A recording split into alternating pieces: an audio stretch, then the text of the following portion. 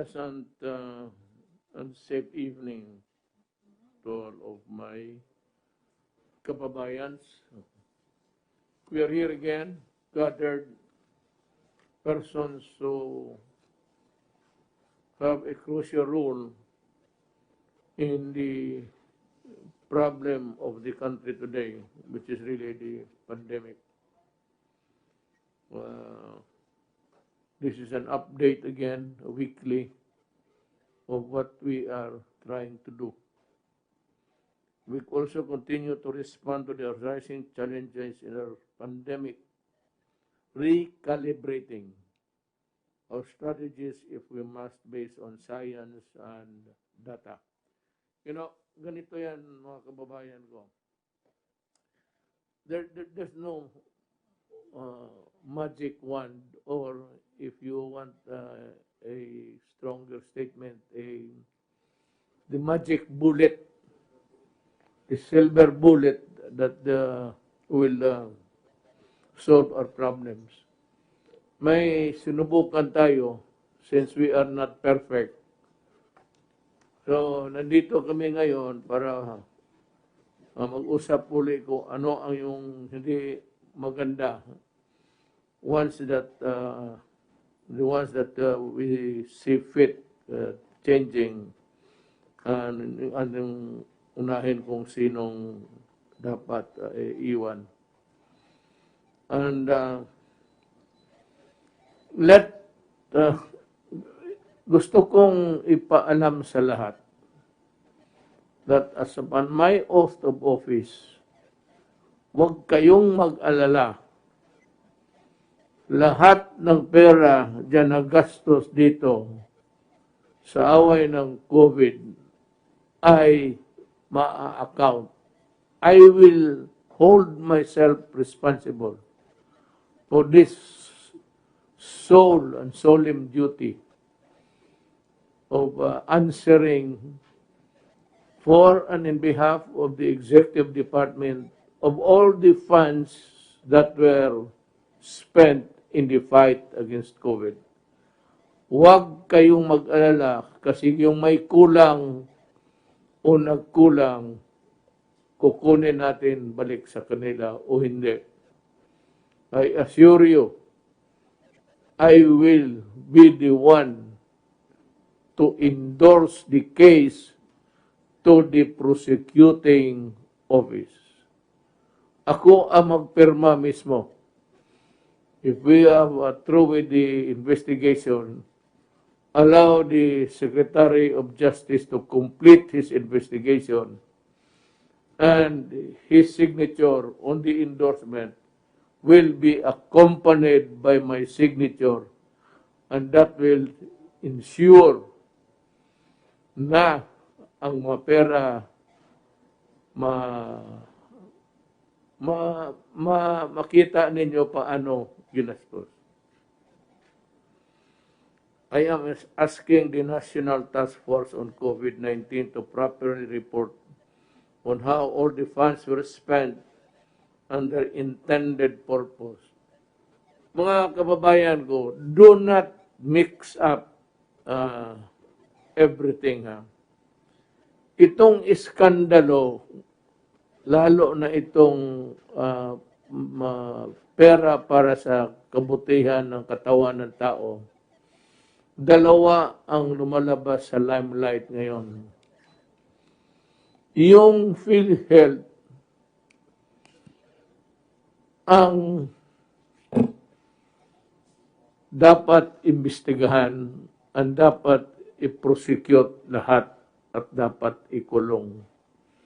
Kung yan na lang ang trabaho ko sa maiwan ko sa 2 taon, yan na rin ang gagawin ko. One of the things that, few things that I can do in the remaining 2 years of my term, ubusin ko ito yung panahon ko to work on the cases for people who are involved in the PhilHealth. Itong pinag-usapan dito ho, hindi ito PhilHealth. Pera ito sa COVID yung binigay. At hindi ito pwede masabi na blank check because that is not allowed. And I'm sure, yung mga tao na iniwanan ko sa pera, lalo na kay Secretary Lorenzana, then si Rowley, and a lot of the guys there, they are military men na nakilala ko noon pa, matagal ng panahon, 10 years ago, o Lorenzana, about 20 years ago.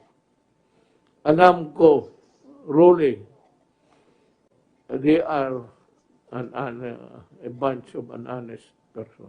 Huwag kayong mag-alala. Ikukwenta namin yung pera lahat. Iba yung PhilHealth. Iba yung sinabi, huwag kayong sabihin na prepare na parang cheque. That's a reckless statement. Kasi gumagastos pa tayo, hindi pa tayo tapos. Allow us time to do our thing, spend the money, and there will always be a time for reckoning. And that will be the time when we account for the money that we have used in the fight against COVID. Wag ho kayong ano dyan sa PhilHealth, pati yung itong sa Bayanihan 1 and 2. And even then, itong sa pera sa Bayanihan, I will still impose stricter measures. I will ask the finance guys nadagdagan. Kasali na dyan sila yung task force mismo. At yung pinag-iniwanan ko ng pera, General Lorenzana, General Garbes, General Bautista, at ang buong IATF. Kasali na ako doon. Kaya nandyan yung garantiya. That is my guarantee to you. And including, I forgot to mention, he's always seldom mentioned si Bebot Belio ng labor. Kasi bot yung inobit mo, binabasa ko pa sandali lang. Kasi may nag-object, tapos sabi ko, just give me time to review the objection, and I can simply say that huwag mo na masyadong magmadali. Busy talaga ako. Pero itong bot ito nagnakaw ng pera ng bayan, lalo na yung sa COVID, they will go to prison. I am sure. Pag wala akong nakita na magpakulong, magdampot ako ng 3 sa kanila, kulungin ko. Pilitin kong kulungin para may makulong lang talaga sa putang inang ginawa nila dito sa pera na tao.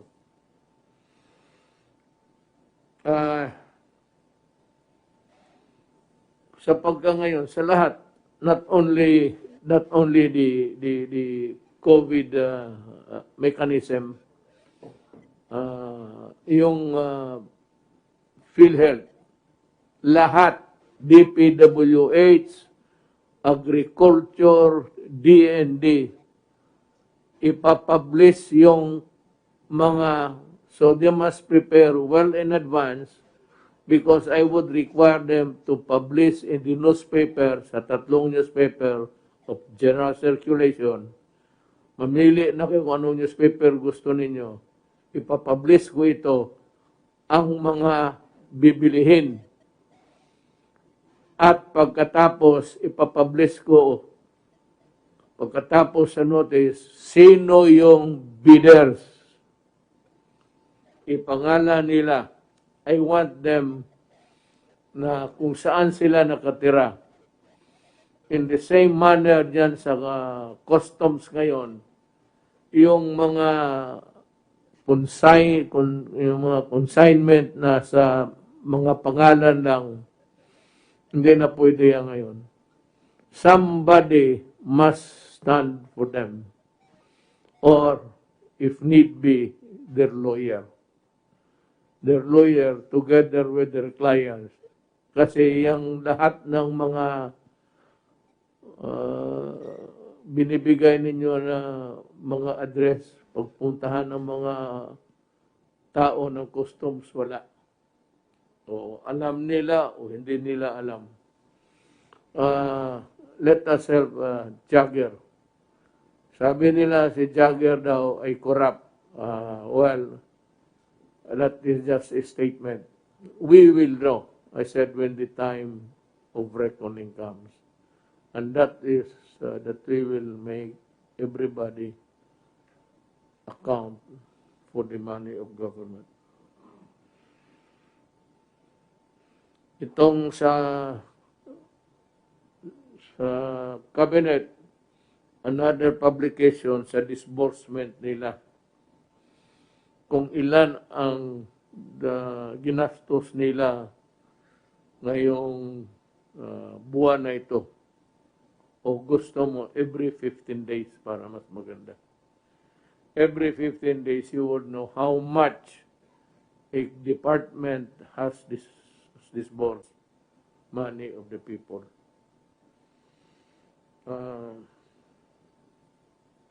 I am particularly yung PAPRO, DPWH, DND, sa awa ng Diyos, okay naman. DSWD, under General Bautista, okay rin. DPWH, Dole, medyo may, kaya nga may mga objections I'm reviewing the objections, but I will allow the rule to apply for them, yung mag-report sila ng respective agency disbursement. Ilagay nila magkano ang ginastos and for what. At the end of the month, maybe, or after, hindi, buwanan, mas maganda. Makita na nila kung yung pinuntahan ng pera, pumunta ba talaga at nagastos? At sino? That is in view of yung sama ng loob ng tao itong sa PhilHealth na ito. Lalo na itong PhilHealth, baski paper clip, i-publish ninyo at sino yung bidder na mag-supply ng paper clip, baski isa. Isabi mo dyan sa newspaper para mabasa. So I hope that I have made myself clear on this. More measures will come. Pero, alam mo, marami ngayon, may naglalabas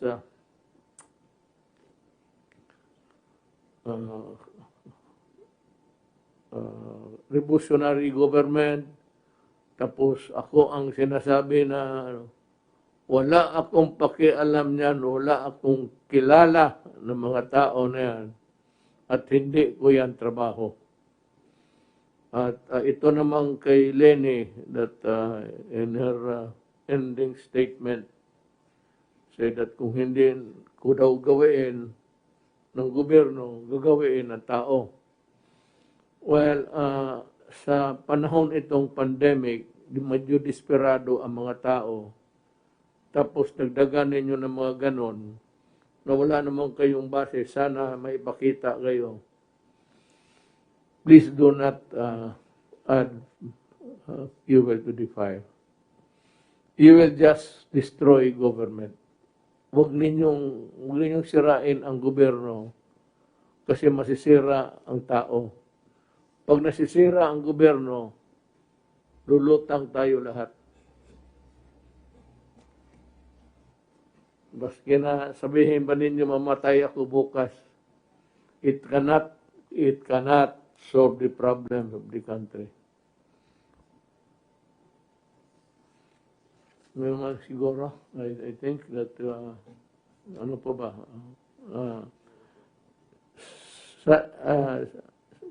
nagbiruan kami. I had another meeting somewhere. Kanina sabi ko na ang pinaka may bigat na problema ngayon sa gobyerno, kaya wala pera, wala lahat, bangkarota, walang ekonomiya tumakbo ng ilang buwan, wala namang nagtatrabaho ng babayad ng buhay sa kanya. So I said that he's in a bind. He has the gravest problem dito sa mesa na ito. Pero he retorted that hindi, ikaw ang may problema. Sunod lang ako. Sa totoo talaga yan. Alam we have to, sabi nga we have to spend, salo na sa COVID, we have to spend, but we must have to spend wisely and correctly. Kaya naiwan. Kasi kung wala ng pera talaga, bangkaruta na, wala naman tayong kumita. Kung may magpahiram, kung wala magpahiram, maraming mamamatay, hindi tayo makabili ng medisina. Kaya kung may pera, bayanihan, whether it's already part of one or two, I will make sure, as long as I have these guys here with me in the team, yung task force, yung pera ninyo, I have no doubt that they will not allow corruption. They have no, tagal na kami sa gobyerno, magpa-retire na lang. Bakit pa namin pagsayangan? Kung konting panahon na lang na iwan, so walang ganang kumain. May pera ka naman, hindi ka na makakain. Kaya sabi ng doktor, huwag kang kumain ng taba kasi mamatay ka. Ikaw, Du30, huwag ka nang uminom kasi yung barit mo nearing stage 1 ka sa cancer. So, hindi na bebot yung paa. Ewan ko kung puputulin yan o hindi. Pero puro na may sakit. So, what do we get to be? Tanginang yan. Wala na. Ang amin, ang iwan na lang ang trabaho kasi pag harap namin sa Diyos, ang tanungin ko na, ikaw, Rodrigo, ano ginawa mo? Sabi ko, ginawa ko man lahat. Ito man si Dominguez ang walang pera. Saan niya pera? Naubos na niya, inutang na niya lahat. Wala na magpautang. Si Lorenzana, wala yan. Gumbala, pati armas, may ibigay yan. Pero medisina, kailangan pera, cold cash talaga. No, really, walang biro na to. If there's money, I can assure. Congress is free. Congress is free to participate or create oversight of committees of all sorts. Anong committee maisip ninyo sa COVID-1 or 2? Wala namang pati COVID-2 kung mayroon pa. Ilagay ninyo oversight, undersight, side-sight, igawain ninyo. At kung gusto ninyo to report yung mga tao weekly dyan para may trabaho tayong lahat. They can report to Congress weekly or at your choosing. Walang problema yan. I'm ready to order that. It is not a matter of separation of powers. Ganyan parang expanded oversight lang. Na gusto lang, it is never illegal to know where your money is going. Kaya I urge Congress, ilagay na ninyo ang lahat ng safety measures para walang palpak. Kung gusto ninyo, yun, yung sabi ko, itong sa newspaper, pati yung sa disbursement. Pag hindi pa kayo kontento, tawagin ninyo at ipa-explain ninyo kung ano yung disbursement na yan. Kung saan pupunta at anong benefit na makuha ng tao. I am urging Congress, as a matter of fact, I am demanding Congress to join us in putting up measures to ensure that the money is spent for its purpose. I am willing to give way. At saka, kung gusto ninyo ng accounting for every transaction, pwede rin. It might really cost a lot of time for the bureaucracy. But if you want every transaction to be audited right away for you to peruse and understand, we can do that. I repeat, we must participate everything that will prevent corruption. Okay, Sunny, can you make us the report now? I think you have the money now. You seem to be smiling. Or no money still. Frowning will not do any good. So you might as well smile. Thank you, Mr. President. This is a brief update on the small wage subsidy program under the Bayanihan law that we implemented.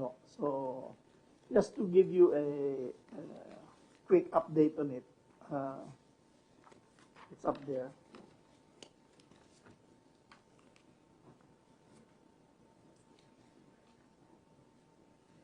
We wish to inform the President and my colleagues in the Cabinet on the latest update on the small business wage subsidy program and the factors that have made this program largely efficient and effective. Based on the factors and the adoption of the following principles for future subsidy programs. Number one, we think all subsidy programs in the future should be digitized. In other words, do through digitalization of all transactions. And number two, the direct distribution of aid should be through banks or e-wallet accounts of the intended beneficiaries. And one of the most important factors that made this a relatively successful program is close administration oversight of the critical steps of the program. Sir, sorry, but Sure. can you say it in a vernacular again? Okay. Ito po, mahirap po gumawa ng kalokohan dito kung by computer. Talagang walang cash na hinahandle. Nobody can keep the cash. So the intended beneficiaries, yung mga employees ng small companies ay tumanggap ng subsidy. Can I be allowed to? Sure, please. Ang maganda kasi dito sa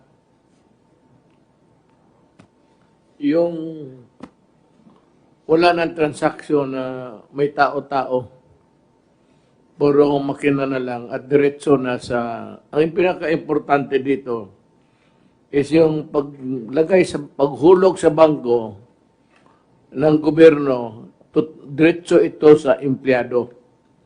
There is no intermediary and there is no intervention of any kind, lalo na tao, diretso sa inyo. Now, ang sabi ni Sani, kung may pagkakamali man, sa inyo na yan sa data or data, if you want to pronounce it that way. Na kayo ang nagkamali o baka nga minsan well, of course, ang nagbibigay ng pera, whatever agency that is, but it will lessen corruption. Ang isa pang bago na dinaanan ni Sani, na binigay na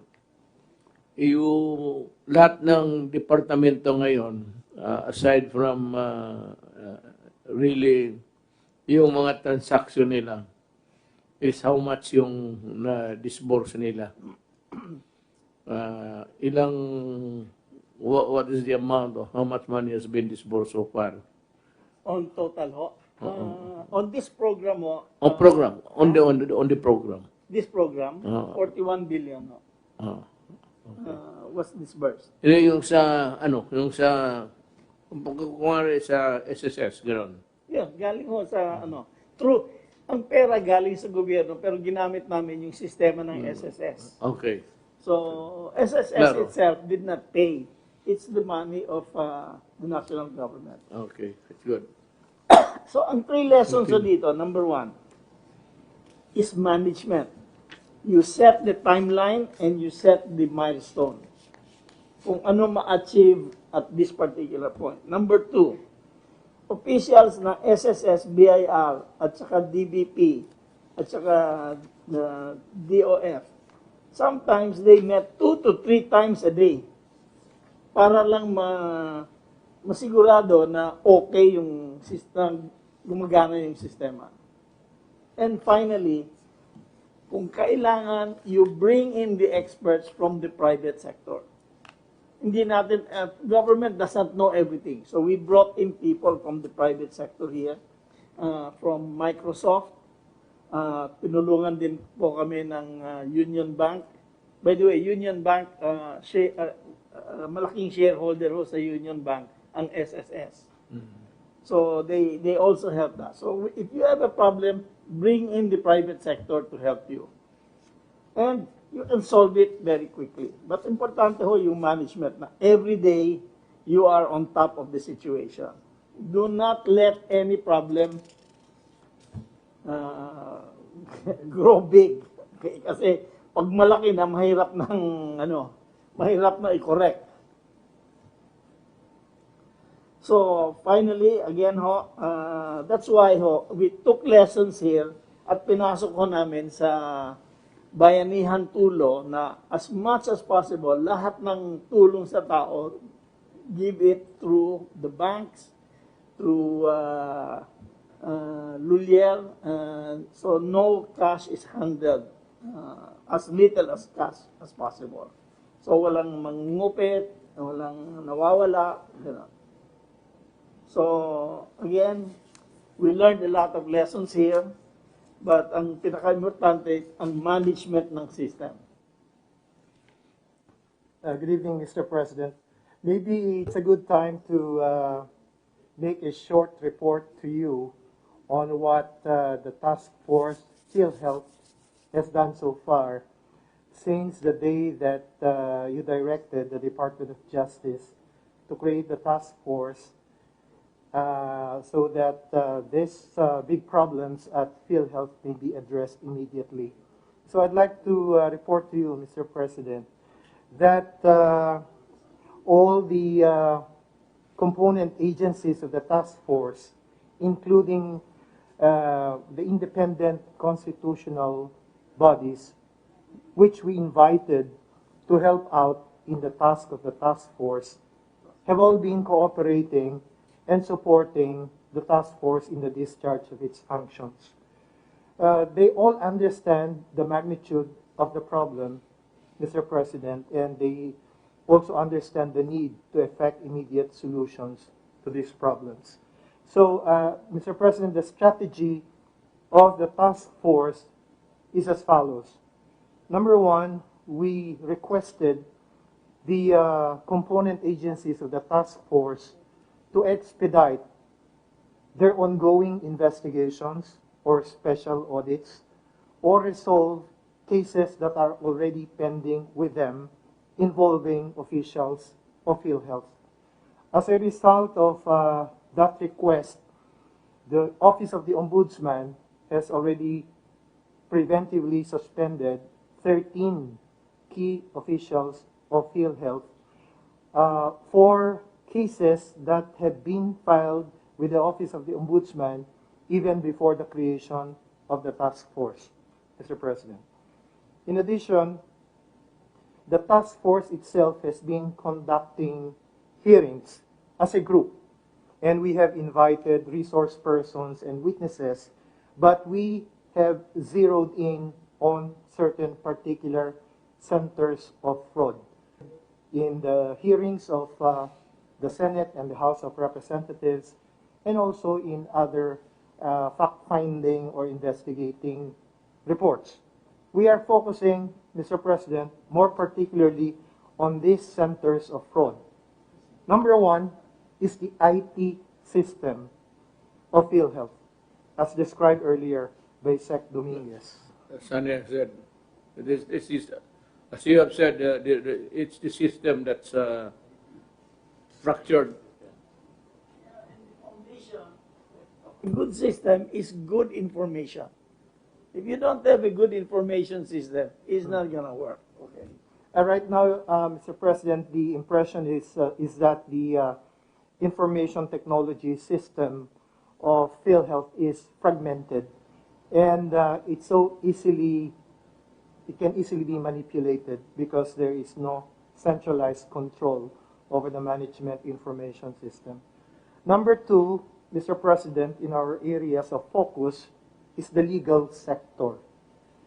This seems to be one of the biggest sources of, well, allegedly fraudulent activities. We're still conducting our investigation, Mr. President, but so far in the fact-finding and investigation reports that we have received so far, including those from the Senate and the House of Representatives, it seems that the legal sector is a very ripe source of irregularities. Number three, Mr. President, is what is known as the Interim Reimbursement Mechanism, or IRM. We are focusing on that particular scheme, and this afternoon, the task force held its meeting, which zeroed in on the Interim Reimbursement Mechanism device. And lastly, also, Mr. President, on financial management. This is, again, one area where we believe that many irregularities in the past have been committed. In addition to the work, Mr. President, of the task force as a collective group, we also created composite teams to follow through the information that we received during the task force hearings or meetings. So these composite teams, Mr. President, are normally composed of the NBI, COA auditors, the AMLC, money laundering, and also the PACC, the Presidential Anti-Corruption Commission.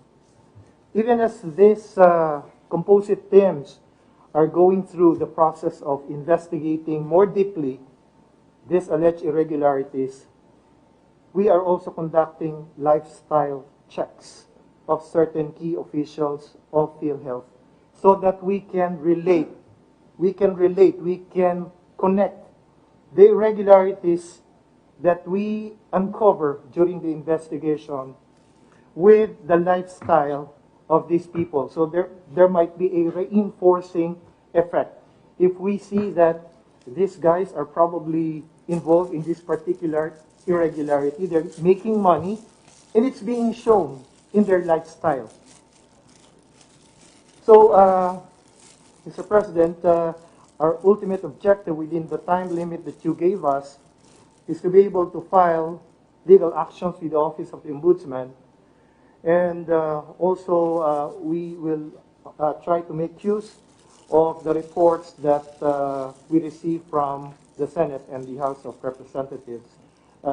Because as you probably very well know, the investigations that they conducted were supposed to be in aid of legislation, but the same evidence will be used also for the purpose of filing legal action, and that's a job of the task force.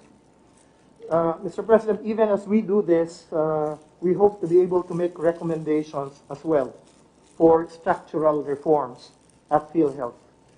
In the course of our investigation, we'll probably be able to discover what structural reforms need to be done at PhilHealth, and we're hoping that in this regard, Mr. President, the governance commission for government-owned and controlled corporations, which is under the Office of the President, GCG, Mr. President, will be able to make proposals for the reorganization, whether partial or total, of PhilHealth.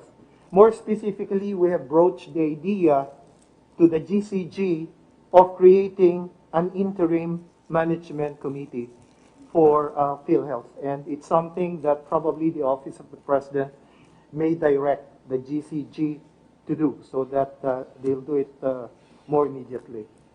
Finally, Mr. President, we hope that the job or the work of the task force may also help in one way or another Congress in crafting new legislation to strengthen PhilHealth and make it more responsive to the needs of the people.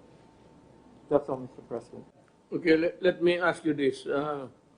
This is a very troublesome office for all of us, historically. Can we do it sa customs? Customs, if you go to the customs office now, si Jagger has a very sophisticated system for monitoring all the shipments in the main ports in the country. Please visit. You didn't see it eh. You didn't go inside eh.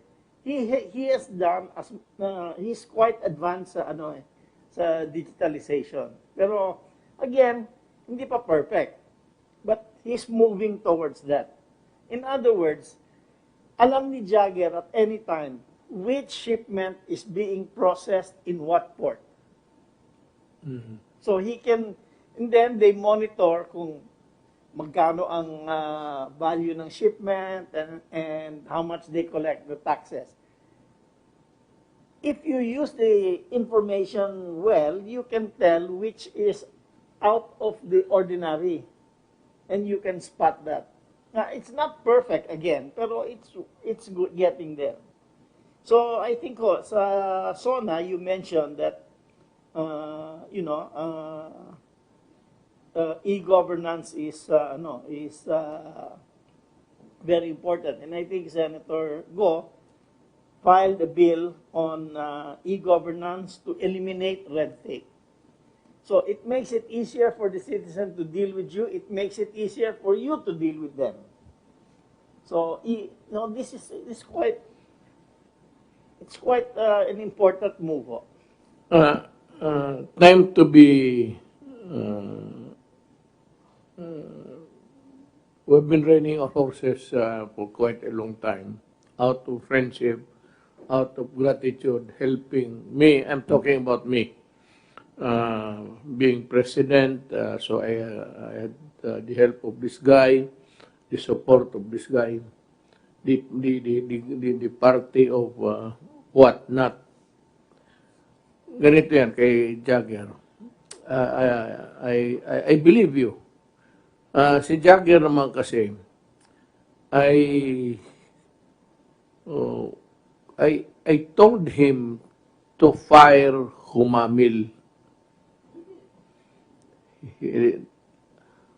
Sabi ko, but it took him quite about a lot of seasons to do it. No, but he was still there. Sabi ko kay Jagger, or through somebody, sisirain kanyan. Kay ito si Humamil, matagal na yan dyan sa airport, napaka-corrupt yung putang ina na yan. Sabi ko, huwag mo niyo ikat yan. Alam mo, yan lang ang nakita ko na dalawang trabaho, board member ng DBP at nagtatrabaho sa customs. Kaya sabi ko kay Jagger, bitawan mo yan, huwag kang maniwala. Maybe because Jagger was new at that time, and he would need somebody to to guide him to navigate to all of this hula-bulo sa Congress. Pero sabi ko ito si Humamil, tanggalin mo yan kasi yan, naglalaro yan matagal na siya.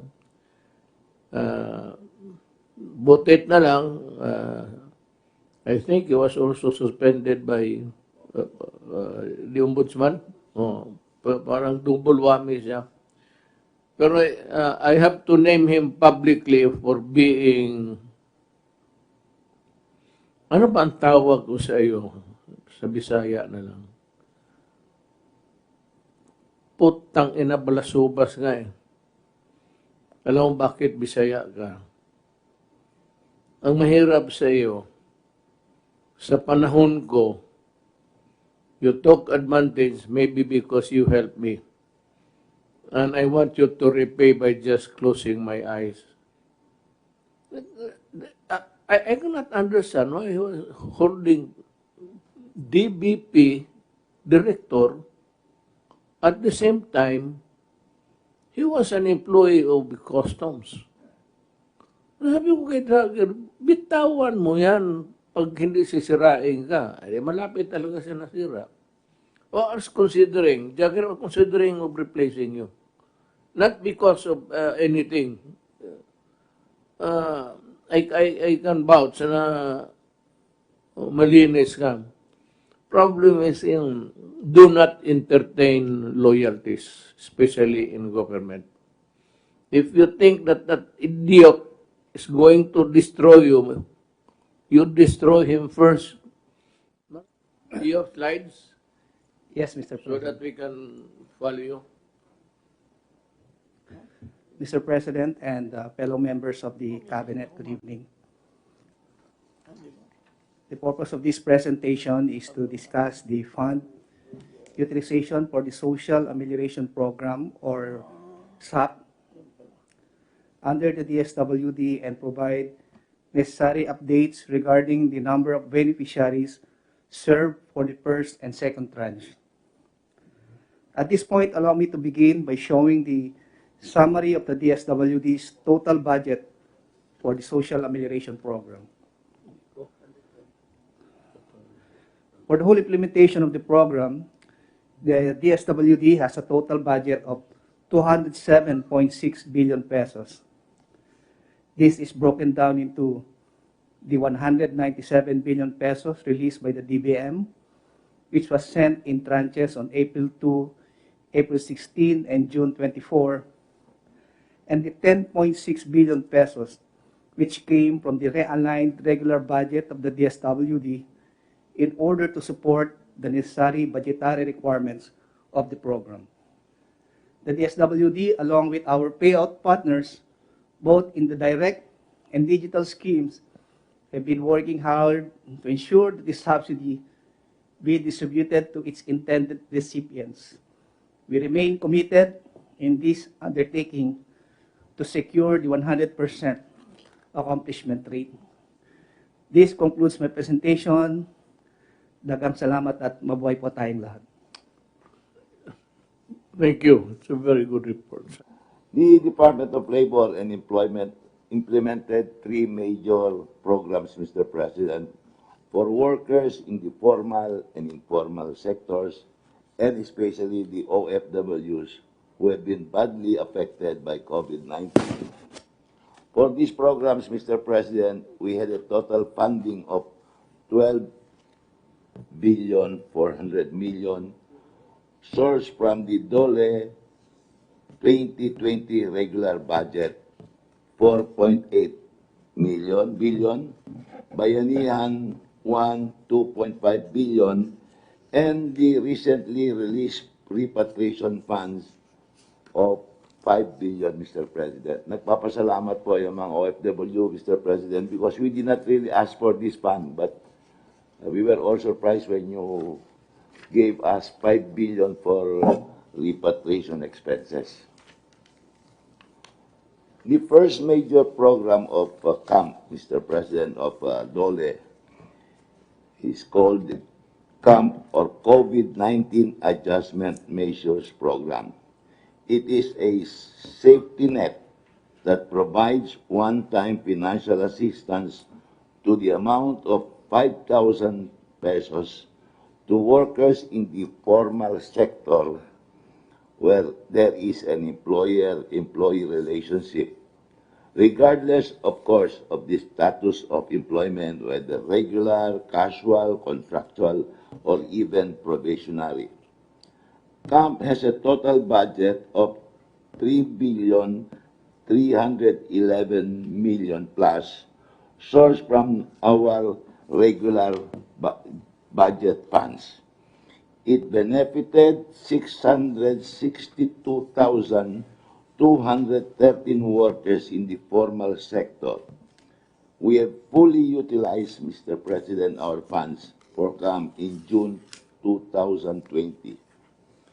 However, our CAMP applicants reached 1.6 million workers coming from almost 60,000 establishments. Hence, close to 1 million workers have not been served. However, Mr. President, all CAMP applications have been shared with DOF and SSS for their small business wage subsidy program. And for this, about 183,000 CAMP applicants have been benefited by the small business wage subsidy of the Department of Finance and SSS. Thank you to Secretary Dominguez, Mr. President. Yeah, with your inspiring leadership, Mr. President, gusto kong balita sa inyo at siguro alam na rin ninyo na ang sektor ng agrikultura po ay lumago during the second quarter of the year, 1.6% in spite of the pandemic. Secretary, pardon me, but I know this is not it's not your main line. But bakit maraming recoveries ang Pilipinas vis-a-vis with other countries? Sir, marami po sa atin, sir, asymptomatic po, sir, at saka, sir, mild cases.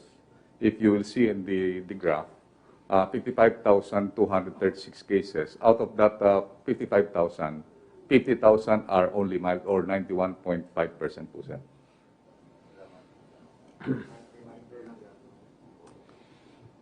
Mga kababayan ko, we close this Talk to the People program of the government by allowing me to say this, that government will account for every money. Sabi ko, dalawa ito, baka malito kayo na scandal. You might think of something else na one for the other. Dalawa ito, itong PhilHealth. Ito yung iniimbestiga ngayon ni Secretary Guevara. Yung ibang investigasyon sa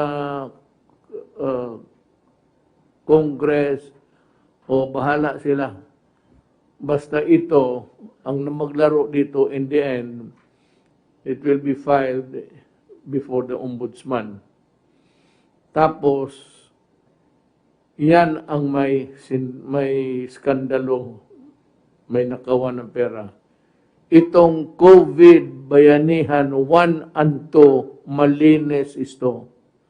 Ang humahawak sa itaas nito, si isang ahensya, integrated agencies.